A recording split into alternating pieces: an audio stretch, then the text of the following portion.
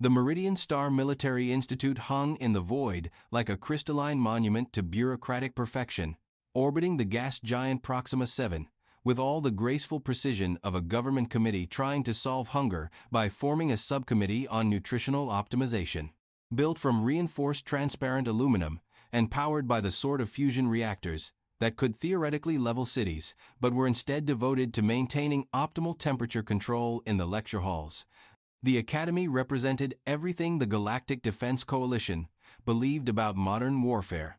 It should be clean, predictable, and conducted according to proper protocols, because nothing prepared young officers for the chaos of real combat quite like 3 years of highly regulated simulated violence, complete with ethics reviews and impact assessments for every tactical decision. The Academy's rotating sections gleamed against the amber backdrop of Proxima 7's swirling atmospheric storms, each level dedicated to a different aspect of civilized military doctrine. Level 7 housed the Theoretical Combat Studies Department, where conflicts were analyzed through mathematical models that assumed all participants would behave rationally. Level 12 contained the Diplomatic Resolution Training Center, where future officers learned to negotiate ceasefires with enemies who were presumably interested in reasonable discussions about territorial boundaries. And Level 15, the Practical Applications Wing, where cadets from 47 different species learned to wage war according to the Meridian Accords, a document that had somehow transformed the ancient art of controlled violence into something resembling an elaborate dance, performed by accountants with laser rifles. Maya Chen stood at the observation deck's reinforced viewing portal, watching the gas giant storms rage below with a sort of detached interest that marked her as different from her classmates. At 22 standard years, she possessed the compact build and alert posture that characterized humans from Earth's higher gravity continents. Though the Academy's files diplomatically listed her homeworld classification as hostile environment, Category 9.2 rather than using the more colloquial term Deathworld. Because Deathworld implied that a planet actively tried to kill its inhabitants, which sounded so much more dramatic than the clinical reality that Earth simply happened to feature weather systems, geological activity, and biological diversity that most galactic species considered somewhere between inadvisable and completely insane. Behind her, the other cadets in advanced tactical theory moved through their morning routines with the sort of choreographed efficiency that looked impressive and accomplished very little. Cadet Zephyr 9 ascending, a luminary whose photosynthetic skin shifted through pleasant pastel shades, practiced formation movements that had been perfected for combat on worlds where the primary tactical challenge was maintaining proper spacing while marching across open plains. Cadet Thrix Valderon, whose Centauron heritage provided him with enhanced pattern recognition, ran targeting calculations for scenarios that assumed enemies would obligingly remain stationary long enough for proper sensor lock. They were, by all measurable standards, excellent cadets. Their test scores ranked in the 95th percentile. Their tactical knowledge encompassed 17 different combat doctrines. Their understanding of military protocol could fill several databases. They were also, Maya reflected, completely unprepared for any situation that deviated from textbook parameters by more than a few percentage points. Cadet Chen came the resonant voice of Colonel Moldaran, the Academy's Deputy Director of Disciplinary Standards and the closest thing to a living embodiment of military bureaucracy that evolution had yet produced. Standing 7 feet tall, when fully extended, his cetacean heritage had gifted him with the sort of imposing presence that worked wonderfully in committee meetings and formal ceremonies, while his 3 centuries of military service had refined his natural tendency toward pompous pronouncements into an art form. "Sir," Maya replied, turning from the viewport with the economical movement that marked her as someone who had learned early that wasted motion could be fatal. "Your performance review indicates concerning trends," Moldaran announced, his statement carrying the sort of dramatic weight that lesser species might reserve for declarations of war. His 4 manipulator appendages gestured in perfect synchronization as he accessed his personal data tablet, each movement calculated to demonstrate the refined precision that made cetaceans natural administrators. "Your tactical examination scores remain exemplary, yet your approach to practical exercises continues to deviate from established doctrine. Maya's expression remained neutral. Sir, could you specify which deviations require correction? Yesterday's urban warfare simulation. The colonel replied, his voice carrying harmonic undertones that indicated mild displeasure in cetacean emotional vocabulary. Your squad was assigned to secure Objective Alpha using Standard Approach Pattern 7. Instead, you implemented unauthorized tactical modifications that, while successful, violated 3 separate protocol classifications. Sir, Standard Approach Pattern 7 assumed enemy positions that differed significantly from actual hostile placement. The unauthorized modifications achieved objective capture with 0 casualties and 73% reduced mission time. Mission efficiency is secondary to protocol adherence, Moldaran stated with the sort of absolute certainty that characterized beings who had never been shot at by someone who disagreed with their paperwork. Military effectiveness depends upon predictable execution of established procedures. Improvisation introduces variables that compromise command structure integrity. Maya nodded thoughtfully. Sir, respectfully, enemy forces also introduce variables that compromise plan integrity. Successful tactics require adaptation to real-time conditions. The colonel's chromatophores shifted to deeper blue patterns, the cetacean equivalent of a disapproving frown. Cadet Chen, your species' evolutionary background has conditioned you to view combat as chaotic and unpredictable. However, modern military science has developed systematic approaches that minimize uncertainty through proper planning and execution discipline. Sir, uncertainty is an inherent characteristic of combat situations. Planning reduces uncertainty, but cannot eliminate it. That attitude represents precisely the problem, Moldaran replied, his manipulator appendages executing the gesture sequence that indicated formal disapproval. Deathworld conditioning creates soldiers who expect chaos rather than soldiers who create order. The galaxy requires military leaders capable of maintaining stability, not primitives who resort to improvisation when faced with minor tactical variations. The observation deck fell silent except for the ambient hum of environmental systems. The other cadets had developed sudden intense interest in their training schedules, though their body language suggested they were monitoring the conversation with the sort of fascination normally reserved for traffic accidents. Maya's response came with the same calm precision she brought to everything else. Sir, I would suggest that Deathworld conditioning creates soldiers who understand that stability must be actively maintained against constant destabilizing forces. Improvisation is not a resort, it is a fundamental tactical skill. Colonel Moldaran's chromatophores deepened to patterns that indicated formal challenge in cetacean social hierarchy. Report to Disciplinary Conference Chamber Delta Prime at 1400 hours, Cadet Chen. We will discuss your attitude recalibration requirements in detail. Sir. Yes, sir. But something in the way Maya said it suggested that attitude recalibration might prove more complicated than the colonel anticipated. The Academy's Disciplinary Conference Chamber Delta Prime had been designed according to the finest principles of intimidating architecture, featuring soaring ceilings, imposing furniture, and lighting systems calibrated to create the sort of dramatic shadows that made authority figures appear more authoritative. The chamber's acoustic properties had been precisely tuned to amplify the voices of those seated at the elevated judgment platform, while making defendants sound smaller and less confident. It was, in every measurable way, a masterpiece of psychological manipulation designed to encourage compliance through environmental pressure. Maya entered at exactly 1400 hours and took her position at the defendant's podium with the sort of relaxed alertness that suggested she was simultaneously at ease and ready for immediate violent action. Her uniform bore the insignia of a third-year cadet with advanced tactical ratings, though the Academy's administrative files would have revealed a more complex picture of academic excellence, combined with persistent behavioral concerns. Colonel Moldaran occupied the central position on the judgment platform, flanked by Major Synthesis of Dawn, the Academy's crystalline deputy of psychological wellness, and Commander Flux Andromedus, a gaseous representative whose primary qualification appeared to be the ability to take notes without expressing discernible opinions about anything. Cadet Chen, Moldaran began, his voice echoing impressively in the chamber's acoustically enhanced environment. This hearing addresses your continued resistance to standard military protocols and your apparent inability to integrate with Academy behavioral expectations.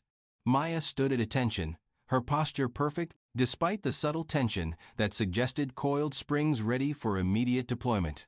Sir, I request clarification regarding which protocols I have failed to follow. Your tactical performance metrics exceed minimum standards, the Colonel admitted with obvious reluctance. However, your methods consistently deviate from approved procedures. Yesterday's simulation demonstrated this problematic pattern. Sir, could you specify which deviations compromised mission objectives? You achieved mission objectives through unauthorized tactical modifications that violated established doctrine. Sir, the established doctrine proved inadequate for actual combat conditions. The modifications ensured mission success with minimal resource expenditure.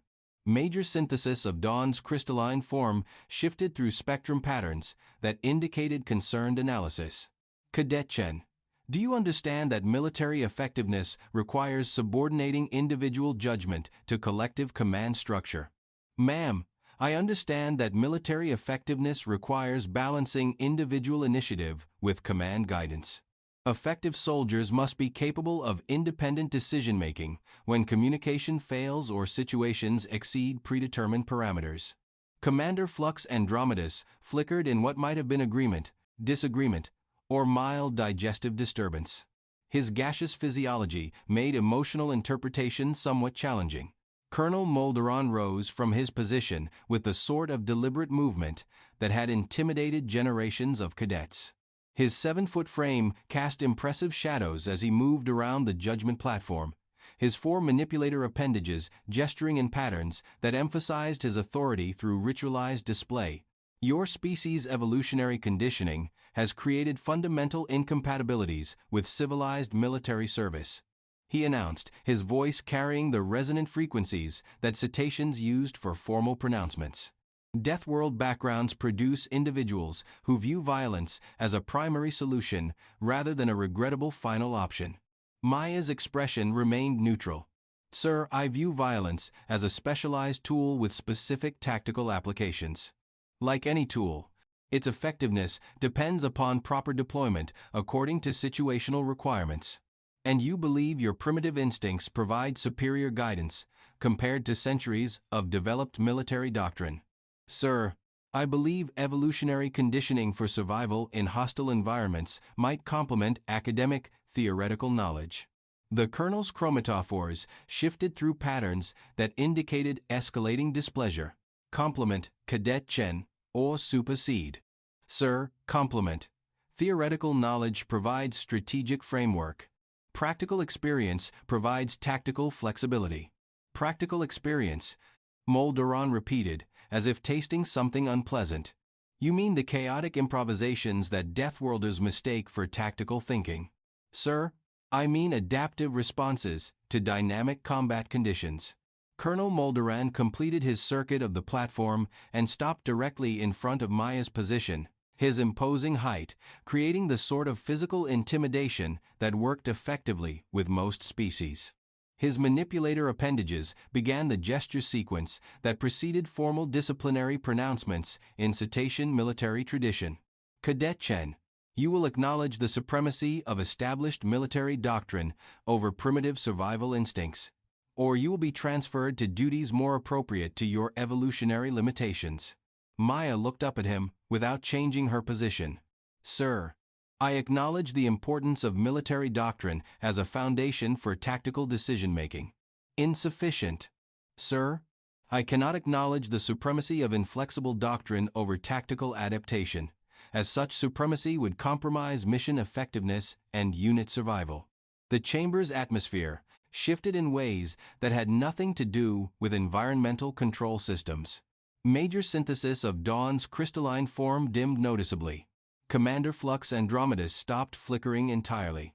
Cadet Chen, Moldaran said, his voice dropping to the harmonic frequencies that indicated formal challenge in cetacean culture.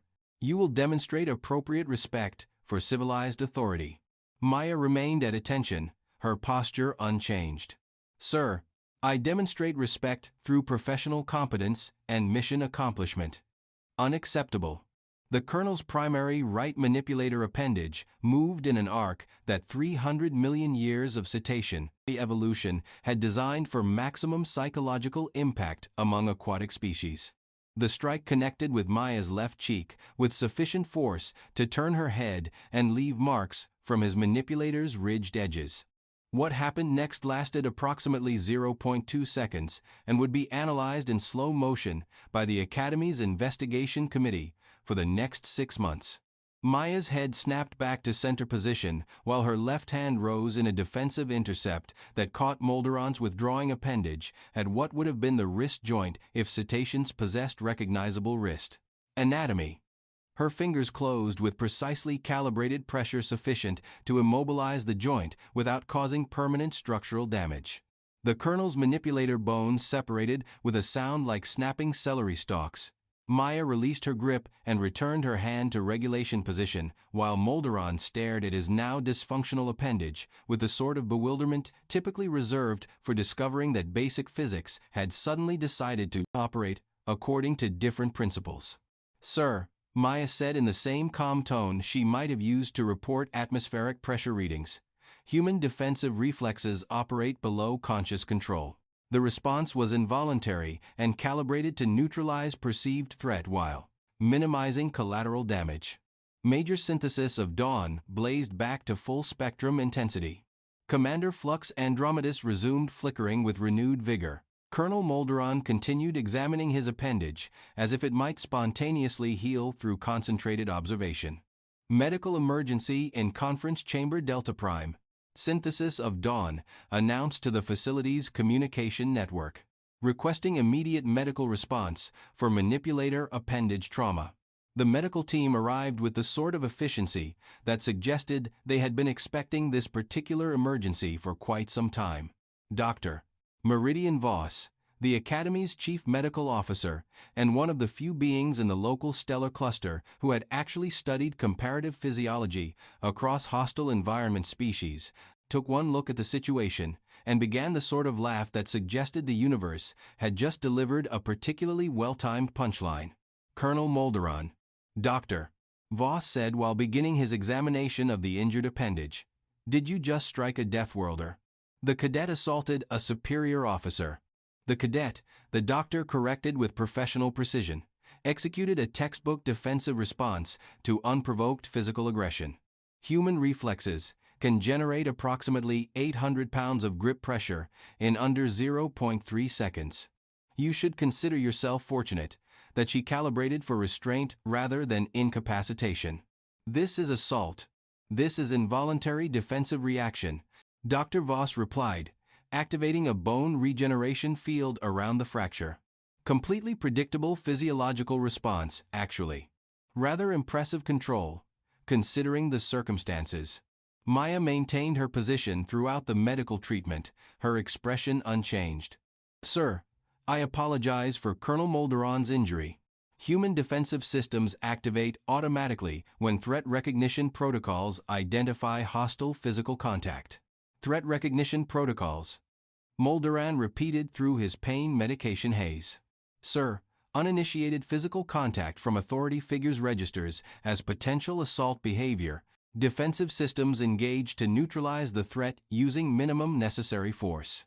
Dr. Voss nodded approvingly while adjusting his medical equipment. Standard Deathworld conditioning. Probably kept her alive during childhood on a planet where everything was actively trying to kill her. This is a civilized institution.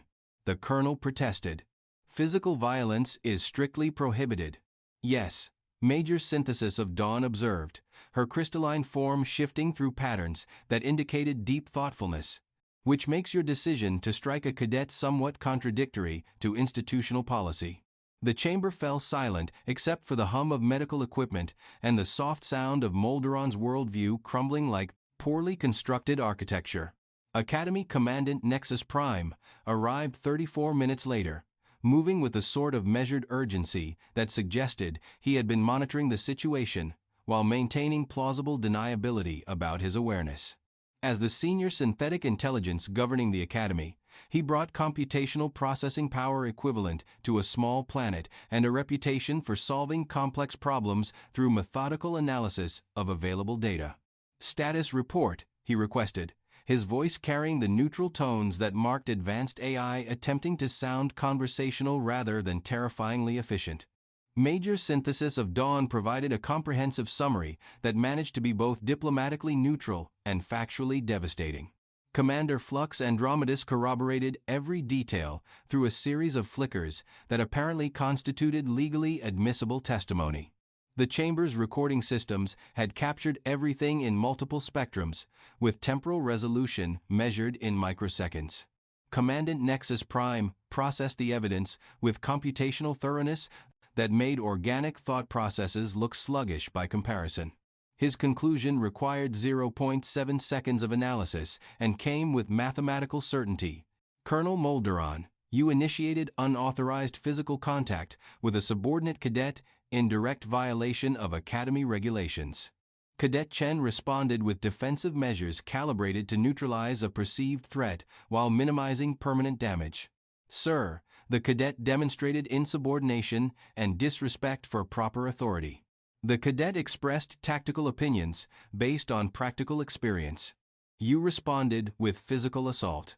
Moldaran's remaining functional appendages gestured in patterns that might have indicated protest, surrender, or neurological damage from the pain medication. "Sir, the Deathworlder conditioning makes her incompatible with civilized military service."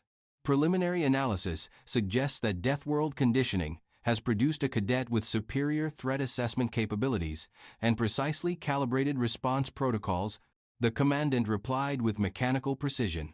"Her defensive actions demonstrate better disciplinary control than officers who resort to physical intimidation when their authority is questioned through logical argument."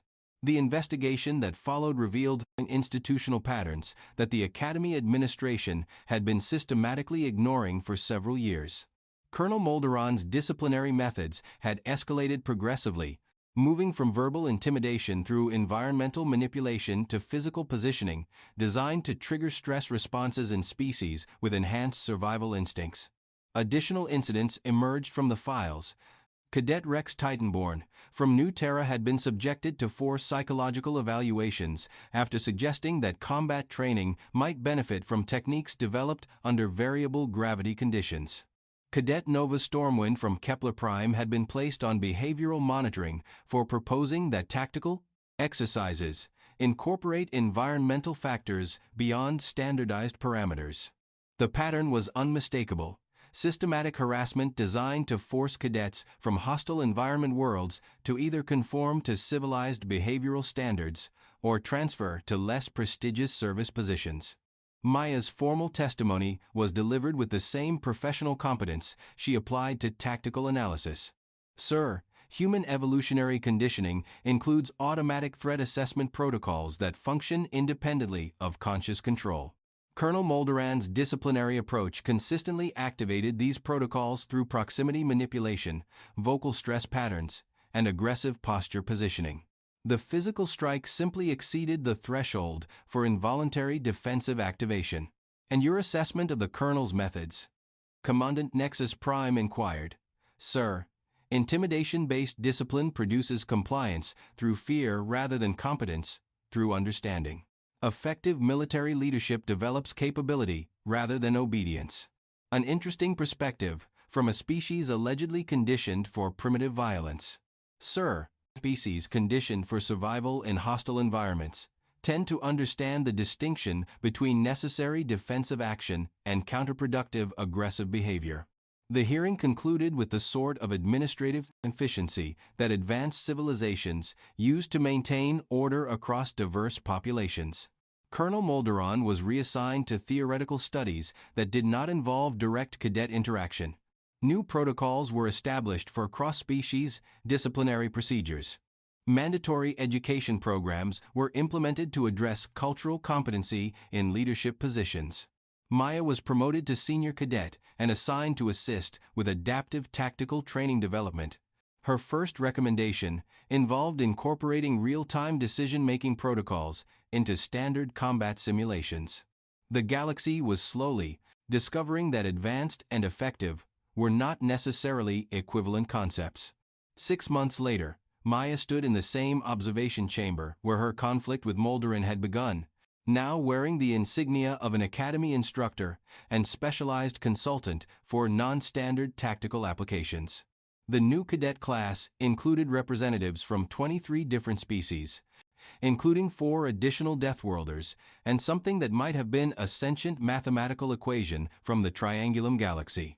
Today's exercise will test your ability to adapt tactical protocols when confronted with unexpected variables, she announced to the assembled formation. Enemy forces will not consult your training manuals before engaging. The universe will not pause combat operations to accommodate your species' cultural preferences. Your survival and your unit's mission success depends on your capacity to observe, analyze, and respond effectively to dynamic conditions. She paused, scanning the diverse array of faces, sensor clusters, and consciousness-indicating phenomena arrayed before her. Questions. A luminary cadet shifted through polite inquiry colors. Instructor, how do we balance individual tactical adaptation with unit coordination requirements? Maya smiled with genuine approval. Outstanding question, Cadet. The answer is that you practice both skills until they become integrated capabilities rather than competing priorities. Through the chamber's viewing portal, Proxima 7's atmospheric storms continued their ancient dance, indifferent to the small evolutionary steps taking place within the Academy's rotating sections.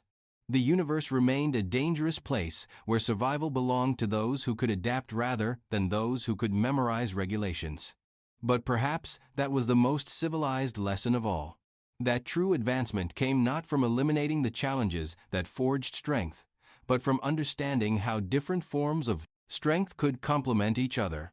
The Academy's efficiency reports would eventually document a 28% improvement in tactical exercise performance following implementation of adaptive leadership methodologies. Combat effectiveness ratings increased by 35% among units commanded by officers who completed the revised training program. The real victory, however, was quieter, a galaxy gradually learning that diversity of approach strengthened rather than weakened collective capability. That Deathworld conditioning and advanced education, properly integrated, produced more effective military leaders than either tradition alone. And sometimes, it took a broken manipulator appendage to break through centuries of institutional prejudice. The universe, as it turned out, had an excellent sense of ironic timing,